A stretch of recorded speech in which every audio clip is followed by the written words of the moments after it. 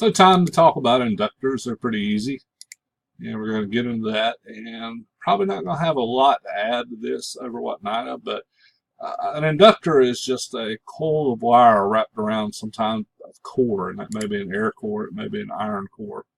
The symbol for an inductor is L. We use the L instead of I because I also means current, so we can't double dip on these symbols. So L became our symbol for inductance here. So I didn't mean to click off that screen. Let's go back.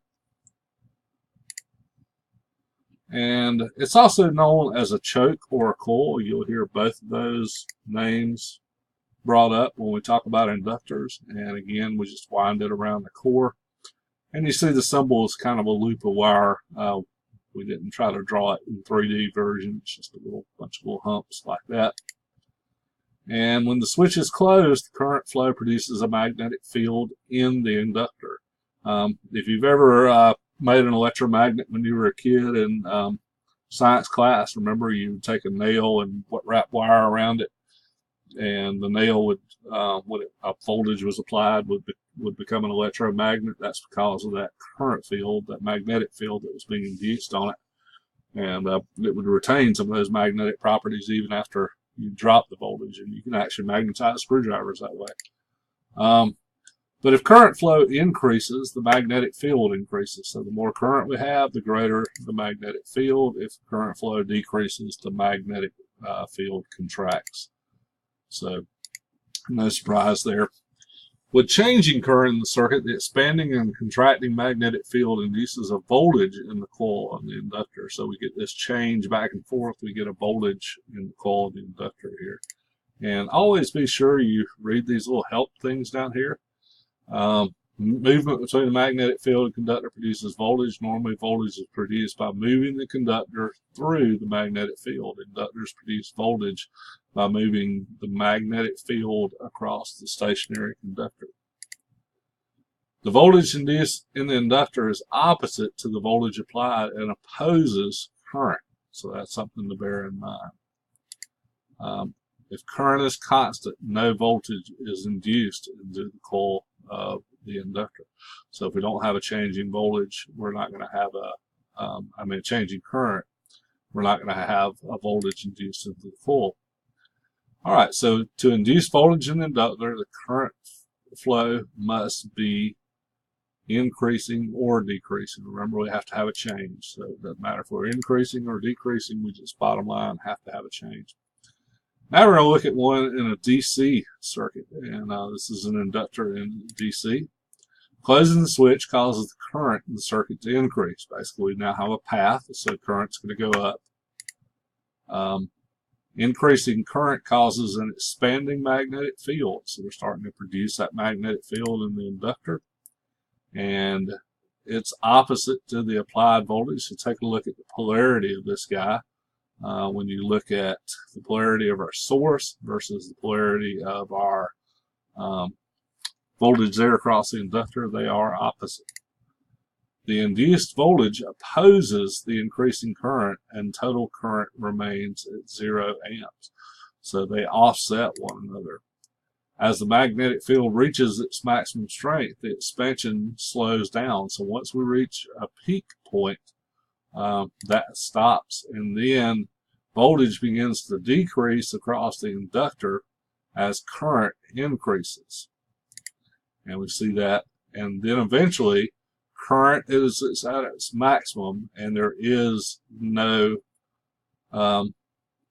voltage induced. In other words, this thing is no longer stopping and delaying that current, and we got full current happening at that point, so there is no voltage present here.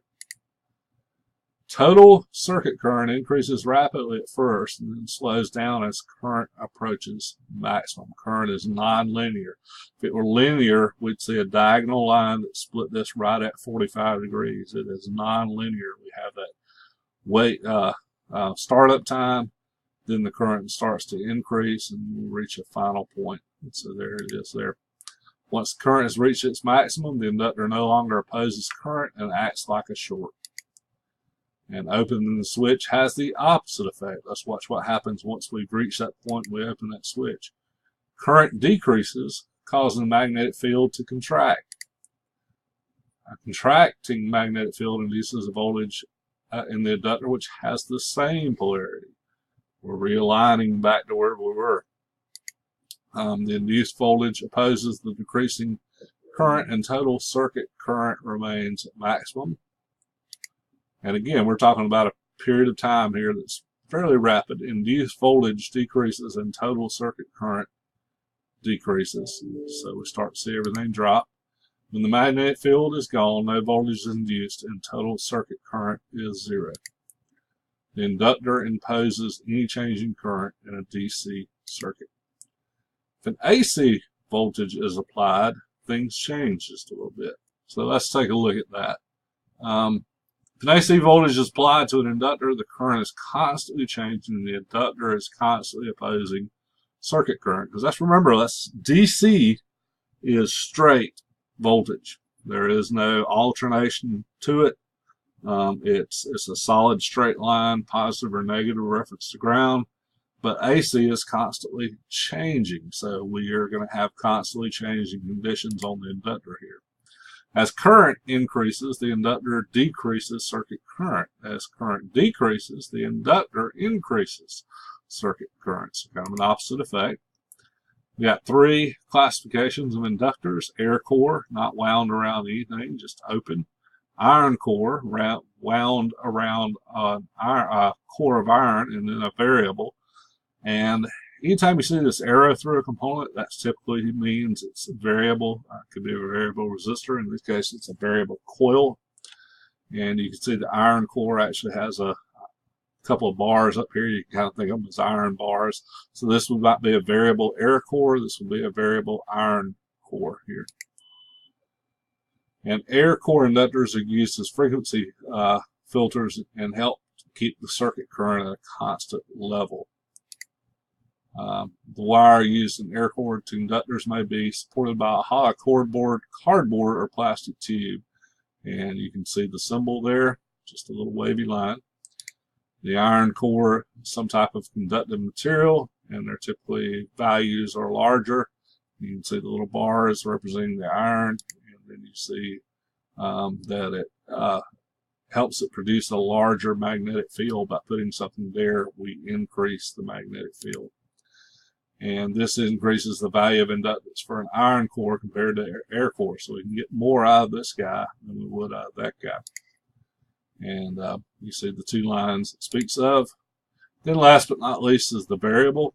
And that's usually used in transmitters and receivers. And you see the arrow means we can adjust it somewhere back and forth, just like a variable resistor.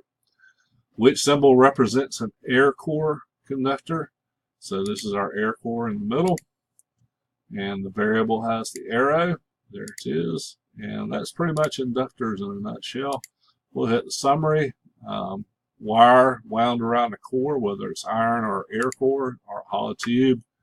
The inductor concentrates a magnetic field. They oppose current. And as current increases, the induced voltage decreases circuit current. And as current decreases, the induced voltage increases circuit current. So inverse there. There's our 3 classifications. And that's it. So again, not a lot here, but just to kind of understand what an inductor does. We'll learn later how it can potentially apply to a circuit, perhaps. That's it. And as always, if you have questions, please let us know.